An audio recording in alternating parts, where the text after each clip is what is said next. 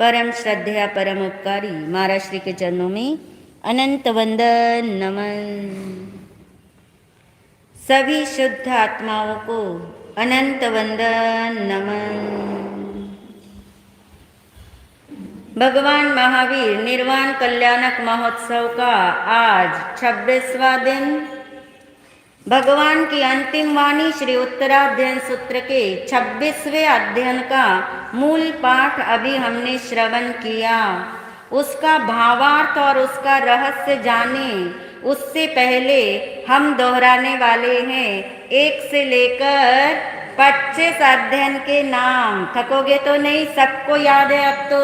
पहला अध्ययन विनय श्रुत, दूसरा परिशः प्रविभक्ति, तीसरा चतुरंगीय, चौथा असंस्कृत जीवन, पांचवा अकाम मरण, छठा शुल्लक निर्ग्रहण, सातवा एलयम, आठवा कापिलियम, नौवा नमी पवज्जा, 10वां द्रुमपत्र, 11वां बहुश्रुत पूज्य, 12वां हरिकेशी, 13वां चित्त संभूति, 14वां ईशुकार्य, 15वां सभिक्षुक, 16वां ब्रह्मचर्य समाधि स्थान, 17वां पाप श्रमण, 18वां संजतीय, 19वां मृगापुत्र, 20वां महान निर्ग्रंथ, 21वां समुद्रपाल, 22वां रथनेमी, 23वां केशी गौतम, 24वां प्रवचन माता और 25वां अध्ययन कल था यज्ञ। क्या प्रोग्रेस करी आपने, देखो। अब कोई ये नहीं बोलेगा कि मुझे याद नहीं रहता। मेरे से पहले तो आप लोग बोल पड़ते हो अध्ययन के ना, यानी कहीं ना कहीं संस्कार अंदर जमता जा रहा है। और आज तो आपका परावर्तना का दिन है, घबराना मत। कोई ये अध्ययन ध्यान से सुनना, कहीं सोचो कि ये अध्ययन तो एग्जाम में मेरे है नहीं, मगर लक्ष्य पूर्वक इसे सुनना। 26वां अध्ययन जिसका नाम है समाचारी, बोलिए। समाचारी नहीं है, सा से शुरू करना। समाचारी, हमें बोलने की आदत क्या पड़ी हुई है? समाचारी। अध्ययन का नाम क्या है? समाचारी। भगवान महावीर जी ने ये अध्ययन इतना सुंदर है। अब आप कहोगे जो अध्ययन शुरू होता है उसी को सुंदर कह लेते हैं, उसी को आर्ट ऑफ लिविंग कह लेते हैं। नहीं, वाकई में एक अध्ययन के बाद आने वाला दूसरा अध्ययन है ही ऐसा कि मुख से वो शब्द निकले बिना रहते ही नहीं है। ऐसा ये अध्ययन समाचारी के नाम से है। और आप परिचित हैं समाचारी से। क्या है समाचारी? समाचारी क्या चीज है? समाचारी का संबंध किससे है? भगवान ने समाचारी किसको कहा है? ये सारी बातें आज हम सुनेंगे। और समाचारी को लेके कुछ भ्रांतियां भीतर में होगी तो वो भी आज के दिन हमारी दूर हो जाएगी। समाचारी का मीनिंग समझते सबसे पहले। समाचारी यानी सम्यक आचार व्यवस्था, 3 शब्द है इसमें। स है ना, स यानी सम्यक, आचार यानी आचार व्यवहार आदि, और समाचारी से मतलब है व्यवस्था। जब व्यवस्था कहाँ चाहिए? अकेले अकेले अंदर का कार्य करना हो तो कोई व्यवस्था नहीं चाहिए। सम्यक आचार और सम्यक व्यवहार अकेले ही पालन करना है, मगर उसकी व्यवस्था क्यों बिठाई गई होगी? क्योंकि दीक्षा लेने के बाद भी श्रमण अकेला नहीं है। हम सब किसके शासन में हैं? भगवान महावीर जी के शासन में हैं। शासन का मतलब क्या होता है? भगवान का शासन चलेगा, यानी भगवान का क्या चलेगा? भगवान के 4 तीर्थ चलेंगे। शासन यानी तीर्थ होता है। तीर्थ 4 होते हैं। कौन कौन से? साधु, साध्वी, श्रावक, श्राविका। इसका मतलब संघ बना हुआ है, ये समूह बना हुआ है। ये तीर्थ में हम रहते हैं, इस शासन के तले हम जीते हैं, इसलिए व्यवस्था की जरूरत है। जहाँ अवस्थाएं बदलती हो वहाँ व्यवस्था की ज़रूरत है। जब अवस्थाएं नहीं बदलती हो तो फिर मैनेजमेंट की, प्रबंधन की, व्यवस्था की कोई ज़रूरत नहीं होती। यानी ये पूरा अध्ययन भगवान ने एक सेट सिस्टम हमारे लिए दिया, एक ऐसा मैनेजमेंट यानी प्रबंधन हमारे लिए दिया कि जिस लक्ष्य से हम चलते हैं, तीर्थ के अंदर प्रवेश करते हैं, चाहे कोई साधु साध्वी के रूप में तीर्थ में है, श्रावक श्राविका के रूप में तीर्थ में है, कोई भी अकेला नहीं है। एक दूसरे से सबका क्या है, व्यवहार है, लेन देन है। तो वो व्यवस्था कैसी हो ताकि किसी की भी उपेक्षा न हो और किसी से भी अपेक्षा न रहे।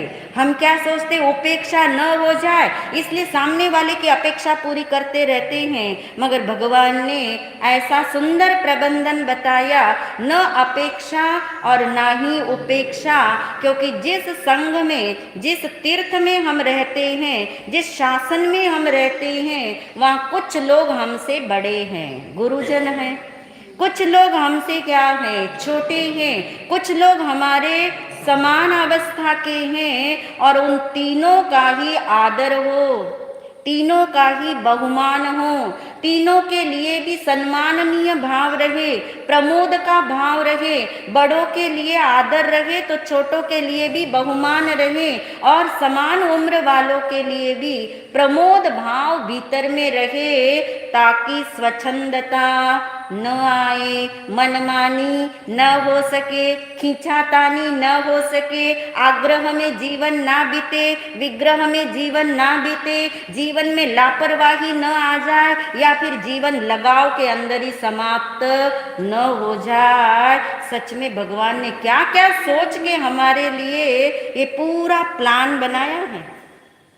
हम जब समाचारी सुनते, पढ़ते, चिंतन करते हैं तो हमें ऐसा महसूस होता है कि भगवान ने हमें पूरा प्लान बना के दे दिया।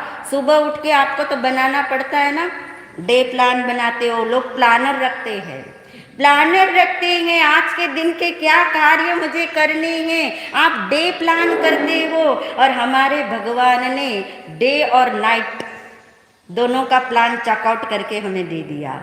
कैसा उपकार आए, कुछ करना नहीं, मात्र चलना है उसके अनुसार, जितना चल सको उतना चलना है। ऐसी ये आचार व्यवस्था, ऐसी ये व्यवहार व्यवस्था बता दी कि दिन में श्रमण श्रमणी, श्रावक श्राविका सबके लिए प्लान है, तीर्थ के लिए ये प्लान है, जितना जो इसका पालन कर सके उनके लिए ये प्लानर भगवान ने दिया कि दिन के और रात्रि के अंदर क्या किया जाए, कैसे किया जाए, कब किया जाए, क्यों किया जाए और कितना किया जाए।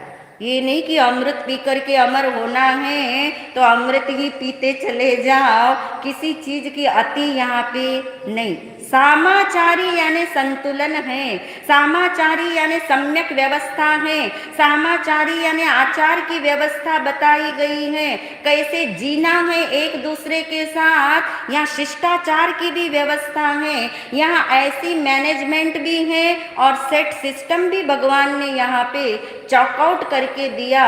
इस अध्ययन का नाम इसलिए क्या रखा गया, सामाचारी। सम्यक ऐसी व्यवस्था प्रबंधन हो तो क्या होगा, तो ये होगा, तीन कार्य होंगे जो इस अध्ययन का मूल हार्द है कि किसके वास्ते हम ऐसा करें, किसके वास्ते ये दिनचर्या हम फॉलो करें, क्यों हम इस सेट सिस्टम के अंदर चले, क्यों हम ऐसा मैनेजमेंट फॉलो करें, उसका कार्य, उसका कारण बताया गया। तीन बातें बहुत सुंदर रहस्य खोलने वाली इस अध्ययन की हैं कि ये सामाचारी इसलिए बताई गई है ताकि नंबर 1 समय पर कार्य हो, नंबर 2 समय का कार्य हो, नंबर 3 समय सार प्राप्त हो। अब देखिए थोड़ा समय के अलग अलग मीनिंग है यहाँ पे। नंबर 1 समझेंगे, समय पर कार्य हो, समय यानी काल, समय यानी टाइम, यहाँ पे समय यानी टाइम। आप देखो, जो व्यक्ति समय पर कार्य नहीं करेगा, क्या है, समय पर नहीं आओगे, 8:15 नहीं आओगे तो क्या होता है वो आपको पता है। 8:30 आ जाते तो क्या मिस होता है आपको पता है। 9 बजे आ जाता तो क्या हर्जा हो जाता है पता है। यानी समय पर कार्य हो। काले कालम समायारे, यानी जो समय जिसके लिए चॉकआउट किया गया, बताया गया, निश्चित निर्धारित किया गया, उसी के अनुसार क्या होना चाहिए, कार्य होना चाहिए। यदि समय पे कार्य नहीं हो रहा, इसका मतलब या तो आलस्य है, या प्रमाद है, या लापरवाही है, या कहीं हमारी अटैचमेंट ज़्यादा है, या कहीं ना कहीं हम आग्रह बुद्धि में पड़े हैं, कहीं ना कहीं हम स्वच्छंदी हो गए हैं। इसके लिए भगवान ने बताया समय पर कार्य हो, इसके लिए सामाचारी है। नंबर 2, समय का कार्य हो। समय यानी यहाँ पे आत्मा। एक समय का मीनिंग है काल, टाइम, जो आपको पता ही है। दूसरा समय जो भगवान की भाषा का है वो कौन सा है, समय का कार्य हो। समय यानी आत्मा, आत्मा का कार्य हो। कब होगा आत्मा का कार्य, जब समय पर कार्य करने की आदत डालोगे। समय पर कार्य करने की आदत डालोगे। समय पे आई बारात का महत्व होता है, समय पे आई बरसात का महत्व होता है। जो बिना समय के यदि बरसात आए, बिना समय के बारात आए, कौन स्वागत करेगा उसका, नहीं करेंगे। इसी तरह से समय पर कार्य हो तो एक दिन जीवन में आता है, समय का कार्य होने लगता है। जैसे बहुत से लोग कहते हैं आत्मा का कल्याण है, आत्मा की बात सुन रखी है, आत्मा की बात समझ आ रही है, पर क्या करे, हमारे पास, बोलते हैं ना, महसूस करते हैं ऐसा, समय नहीं है। अगर आपको ये महसूस होता हो कि मेरे पास समय नहीं है, तो ये सामाचारी हमें बताती हैं कि आप कार्य जो है ना वो समय पे करते, क्योंकि सबके पास 24 घंटे का ही समय है। जो लोग आत्मा का कल्याण करे, अनंत आत्माओं ने आत्मा का कल्याण किया, उनको भगवान ने अलॉट किए थे 48 घंटे एक दिन के। सबके पास 24 ही घंटे हैं, मगर समय पर जो कार्य करेगा वो उसके लिए, समय के लिए वो समय बचाएगा। समय के लिए समय बचाएगा, समझ आ गया। आत्मा के लिए उसके पास क्या बचेगा, समय। यानी समय पर कार्य होगा तो समय का कार्य कर पाओगे, और समय का कार्य कर पाओगे तो क्या होगा, समय सार प्राप्त होगा। क्या है समय सार, ग्रंथ की बात नहीं कर रही हूँ, समय सार एक ग्रंथ का नाम भी है। ग्रंथ पुस्तक के आगम की बात नहीं कर रही हूँ, समय सार प्राप्त होगा। समय यानी आत्मा, आत्मा का सार क्या है, मैं शुद्ध आत्मा हूँ, ये मानना, ये समय सार है। आत्मा का हित किसमें है ना, हमारा आत्मा स्वयं परमात्मा टॉपिक। आत्मा का हित अपने को शुद्ध आत्मा मानने में है। आत्मा स्वयं परमात्मा है, आत्मा ही परमात्मा है, ये मानना, इसका नाम समय सार हाथ में आ जाना, समय सार प्राप्त हो जाना, आत्मा का कल्याण होने का रास्ता खुल जाना, इसका नाम है। समय सार हमें क्या हुआ, प्राप्त हुआ। और इन उद्देश्य के लिए भगवान ने ये अध्ययन बताया। क्या है अध्ययन का नाम, सामायारी यानी सामाचारी। ये सामाचारी का हार्द ये है, मर्म ये है, रहस्य ये है, समय पर कार्य हो, समय का कार्य हो तो क्या होने वाला है, समय सार प्राप्त होगा। और यदि समय सार एक बार प्राप्त हो गया, आत्मदृष्टि खुल गई, तो सर्वज्ञता और सिद्धालय आपका क्या हो गया, फिक्स हो गया। फिर आपको कोई कर्म, कोई अंतराय, कोई चीज आपको क्या नहीं कर सकती, रोक नहीं सकती। तो सामाचारी समझ आ गया क्या भगवान ने इसमें बताया। तो भगवान ने सबसे पहले हमारे हाथ में वो प्लानर दे दिया। वो मैनेजमेंट करके दे दिया, सुंदर ऐसी व्यवस्था, ऐसा प्रबंधन बता दिया कि एक समय का भी प्रमाद नहीं होगा यदि भगवान की आज्ञा में रह पाए। एक समय के लिए भी आलस नहीं आएगा, लापरवाही नहीं होगी, सामने वाले की उपेक्षा नहीं होगी, किसी से कोई अपेक्षा नहीं रहेगी। कितना कितना सुंदर ये प्लान भगवान ने दिया। अब उस प्लानर की तरफ जाते हैं कि क्या ऐसा प्लान दिया।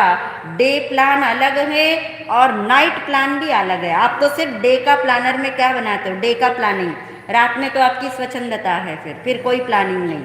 मगर भगवान ने दिन का भी कार्यक्रम, दिनचर्या बता दी, दिनचर्या बता दी और रात की भी रात्रिचर्या बता दी, ताकि 24 घंटे हम साध सके।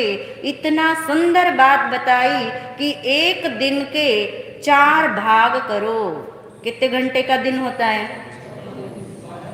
12 घंटे का। रात 12 घंटा, दिन 12 घंटा, पर हमेशा ऐसा नहीं होता। कई बार 13 घंटे का दिन है और कई बार 11 घंटे की रात है, कई जैसा भी हो। इसलिए कहा दिन के 4 भाग कर लो।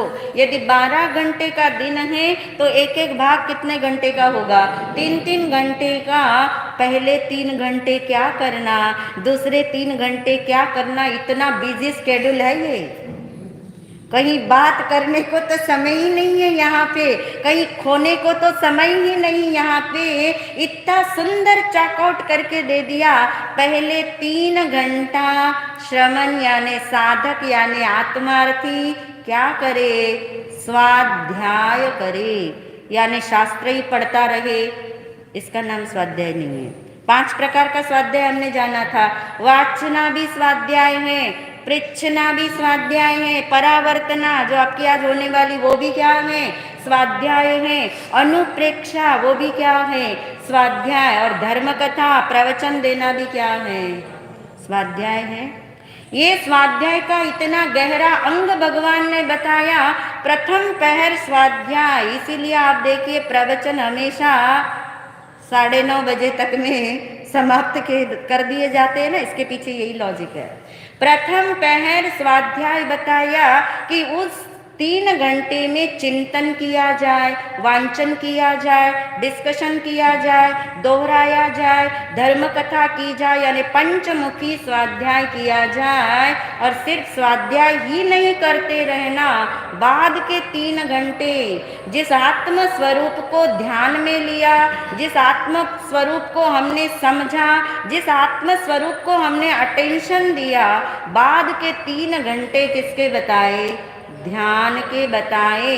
और उस ध्यान के अंदर जिसका ध्यान करना है, किसका ध्यान करना है?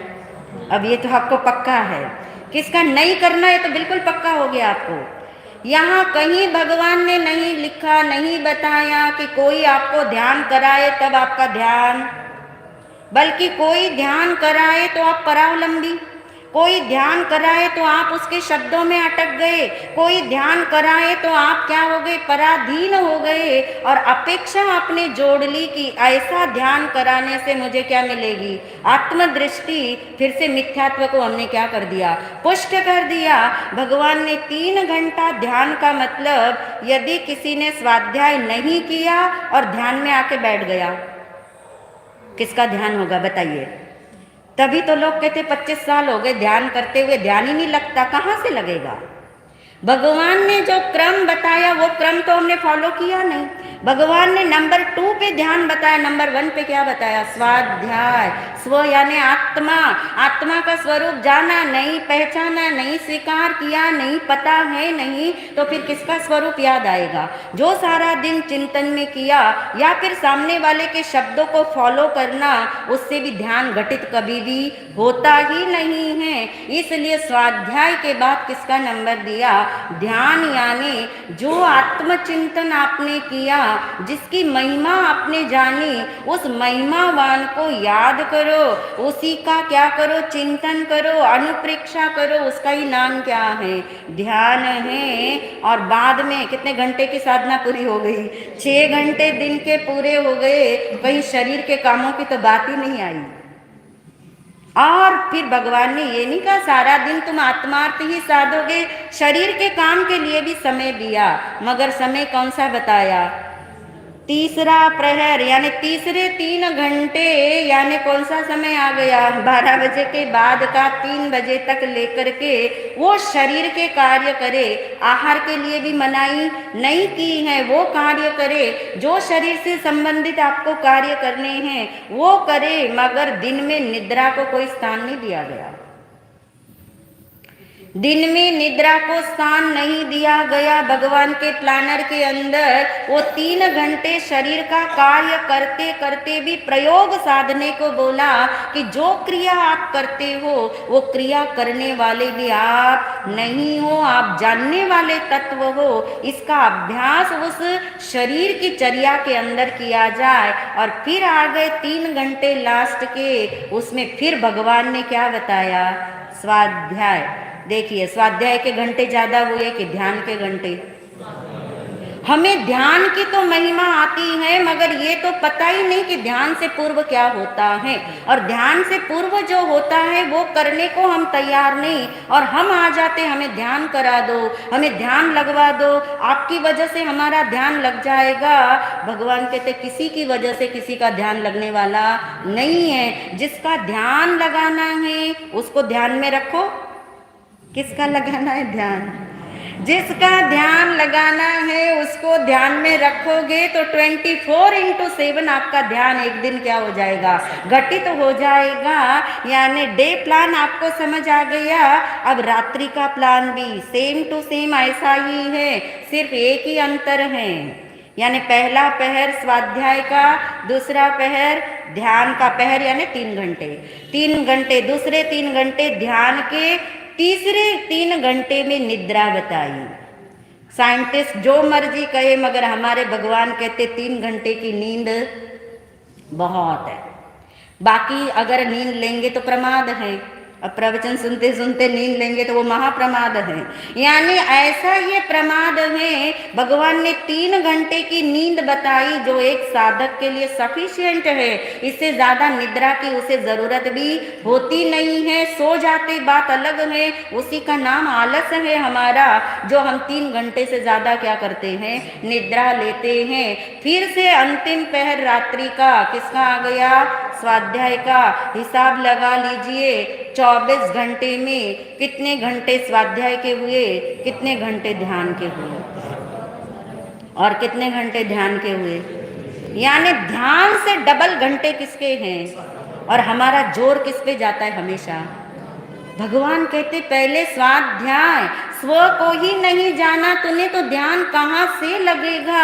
और सीधा ध्यान करने बैठोगे तो और किसी चीज का ही ध्यान करके उठने वाले हो, और अंत में ये पुकारने वाले हो कि मन बड़ा चंचल है, ध्यान ही नहीं लगता, ये याद आता है, वो याद आता है। मगर याद करने जैसा जो चीज है उसकी महिमा ही हमें नहीं आ पाती। तो ये प्लान भगवान ने बताया, जितना जो इसका आराधन कर सके, जितना भगवान की आज्ञा में रह सके, तो ये उसकी दिनचर्या शब्द दिया गया इस सामाचारी का। इस सामाचारी यानी ये 16 घंटे, ये 6 घंटे, और 6 घंटे किसके हैं? शरीर के। शरीर के 6 घंटे, ध्यान के 6 घंटे, और स्वाध्याय के 12 घंटे। यदि ऐसा किसी एक दिन करके देखना, जब आप औषध लेते तब आप करके देख सकते हैं। ऐसा जब आप दिनचर्या अपनी बनाओगे तो शास्त्र गारंटी देता है, जिन वाणी के ये वचन हैं, ऐसी सामाचारी सव दुख विमोखनम, सभी दुखों का क्या करने वाली है? नाश। आपको कितने दुख का नाश करना है इस जीवन के, अपने परिवार के, कि सबके कितने दुखों का नाश कर? अनंत दुख का नाश ये सामाचारी में करने की ताकत है। यानी आप देखिए, इसके अंदर भगवान ने और दूसरी तीसरी चौथी चीज कुछ नहीं बताई। अगर ये प्लानर से हम चले तो दूसरे सारे विकल्प हमारे स्वतः ही क्या हो जाएंगे? शांत। दूसरी एक सामाचारी बताई, ये वाला तो प्लानर हो गया। एक है शिष्टाचार। व्यवहार जिसे हम कहते हैं, यानी भगवान ने भी हमें मैनर्स सिखाई है, भगवान ने भी वो सभ्यता हमें बताई है। आप अकेले नहीं हो, आपके आगे बड़े छोटे सबके बीच में आप रहते हो, तो आपको कैसा रहना है ताकि आपस में क्लेश ना हो, जीवो और जीने दो का ये सिद्धांत ही आपके भीतर ना हो तो आपकी आत्मार्थ कैसे सधेगा। पहले अगर यही नहीं सदा, किसी के साथ रहना ही नहीं आया आपको, तो फिर आपका आत्मार्थ भी कैसे सध सकता है। इसलिए भगवान ने इस सामाचारी में, ये वाली सामाचारी प्लानर के रूप में हो गई, ये वाली सामाचारी जो है मैनर्स कैसे रखनी, सभ्यता कैसे रखनी है ताकि हमारा समय भी व्यर्थ ना हो, समय के लिए समय बचे, लापरवाह भी हम ना हो और कर्तव्य का भी हम क्या कर सके, पालन कर सके। और उसमें 10 बातें बताई, बहुत जल्दी मैं आपको बताऊंगी, घबराना मत। नंबर 1 बात बताई कि आवश्यक कार्य के लिए ही अपने स्थान से बाहर जाए और वो रिमाइंडर अपने पास रहे, इसके लिए आवश्य ही कह के जाना। जैसे आप स्थानक भवन से बाहर जाते हैं, आवश्यक कार्य के लिए श्रमण श्रमणी बाहर जाते हैं, आहार विहार के लिए बाहर जाते हैं, तो आहार के लिए गए हैं तो वही करके आए, न कि किसी के घर में गए और प्रवचन देने बैठ गए। ये आज्ञा नहीं दी भगवान ने। जिस आवश्यक कार्य के लिए गए वो आवश्यक कार्य किया और आप वापस लौटे, तब निसी ही आपने कहा कि जिस आवश्यक कार्य से मैं गया था मैं वापस आ गया। रिमाइंडर है ये रिमाइंडर है ताकि हम अनावश्यक से बचे, हम अप्रयोजन भूत से बचे और हमें याद रहे समय पर कार्य करना है ताकि मुझे समय के लिए क्या बचाना है, समय। 2 हो गया, अवश्य ही निसी ही। फिर है पृच्छना प्रतिपृच्छना, यानी पूछ करके कार्य किया जाए। यदि कोई बड़े हैं तो उनसे पूछे, कोई आपके समानांतर है उनसे पूछे, वो भी नहीं है तो छोटों से भी पूछ ले। मगर पूछ करके करने से क्या होता है, खुद को रिमाइंडर रहता है कि मैं इस कार्य को करने जा रहा हूँ। वरना आपको पता है करने गए थे कुछ और करके लौटते हैं हम कुछ। इसलिए पृच्छना। फिर प्रतिपृच्छना कि एक कार्य के साथ कई बार हम दूसरा काम कर लेते हैं, हम तो 6 काम करते हैं ना एक साथ, एक कार्य में दूसरा कार्य करते हैं तो हमें रिमाइंडर रहे।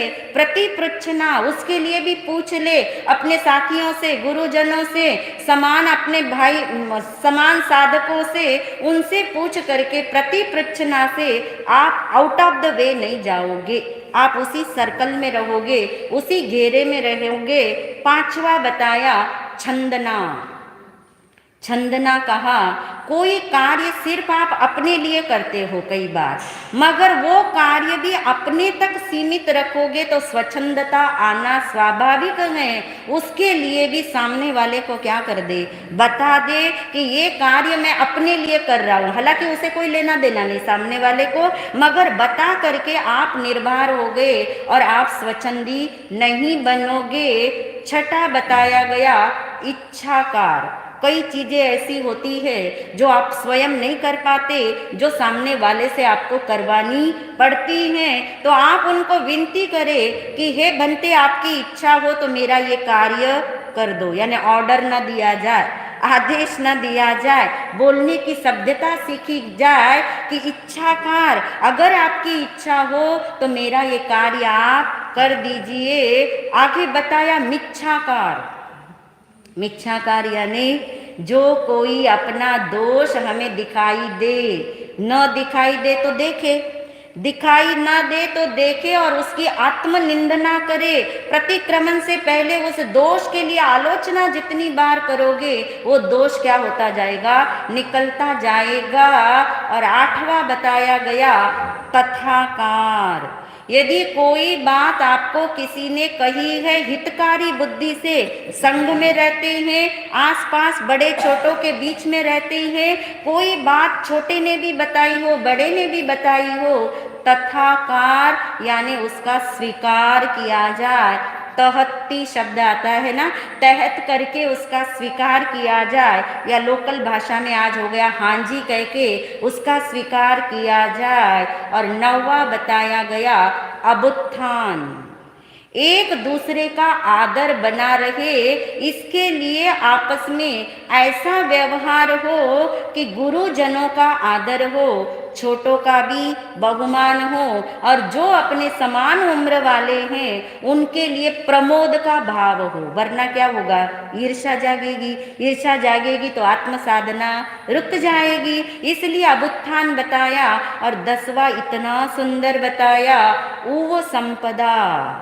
कई बार जिस संघ में, जिस आचार्य की निश्राय में आप रह रहे हैं, मगर आपको वहां पे वो वस्तु, वो चीज, वो शास्त्र, वो बात सीखने को नहीं मिल रही, तो आचार्य आज्ञा देते हैं। वो संपदा यानी जिस किसी संप्रदाय में, जिस किसी अन्य आचार्य के पास, जिस किसी व्यक्ति के पास आपको वो साधना सीखने जाना है, आपको वो बात ग्रहण करने जाना है, आपको वो ग्रंथ समझने जाना है, तो ये सामाचारी में है।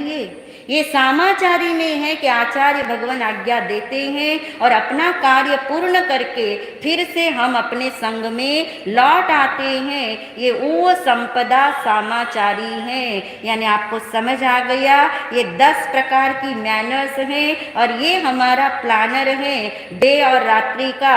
कहाँ इसमें जगह है कि किसी के नाम याद रखो, किसी से बातचीत करो, कौन सा व्यवहार बाहर का निभाओ, कहाँ है स्थान? स्थान ही नहीं है। और यदि हम भगवान की इस आज्ञा के अनुसार, हम तो कहते हैं 10% भी चल पाए तो भी कल्याण होता है। 10% भी अगर हम चल पाए, भगवान ने कितने घंटे स्वाध्याय के बोले, उसमें से 10% का टाइम निकालो तो भी हमारा आत्म कल्याण हो सकता है। धीरे धीरे अपने आप हम सामाचारी के अनुसार आचरण करते करते ये जो सर्व दुख से विमुक्त करने वाली सामाचारी है उसका पालन करें, उसी के अनुसार यदि जीवन में आत्मसात करे तो सभी भव्य आत्माओं का अवश्य कल्याण होगा। इन्हीं भावों के साथ ओम शांति।